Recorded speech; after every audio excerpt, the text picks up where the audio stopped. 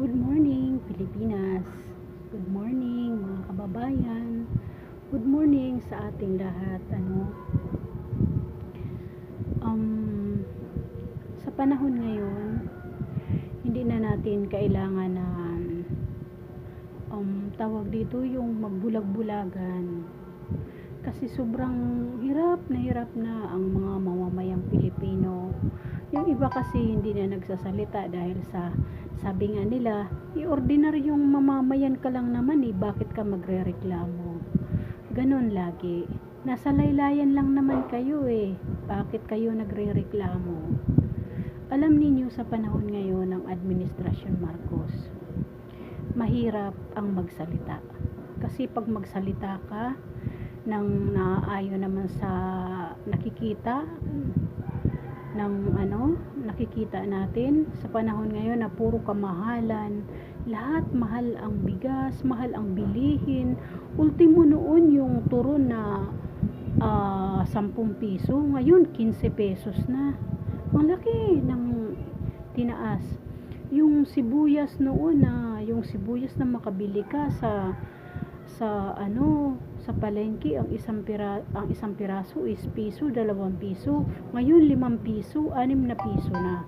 So ngayon, hindi pwede na hindi tayo magsalita kahit na tayo ay napakahirap na tao, Pilipino.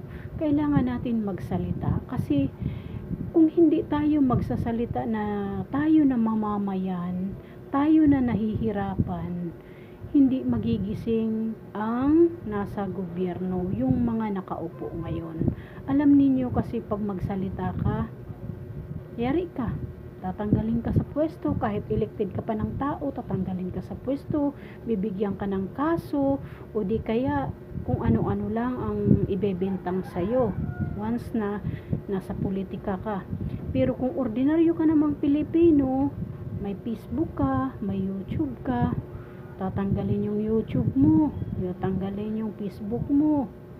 Ganun ngayon kapangit ng administrasyon. Noon nung maliit pa ako, naririnig ko sa tatay ko yung Marcos daw noon.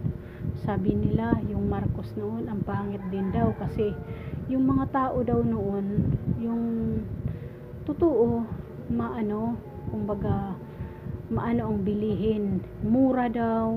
Tapos kasi ako naabutan ko nga noon yung 5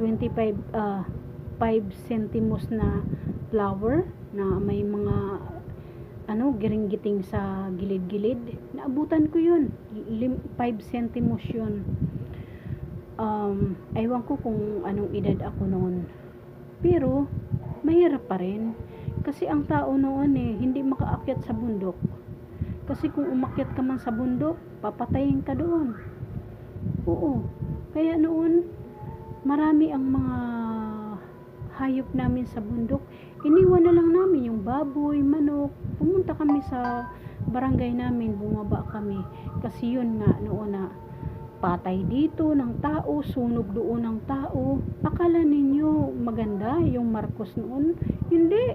Ako nandito yan sa puso ko. Hindi yan mawawala. Kasi may mga tiyuhin ako na talaga umalis talaga doon sa amin kasi nandito na ngayon sa Maynila kasi yun nga na itinali sila sa kahoy, tapos pinaghahampas sila.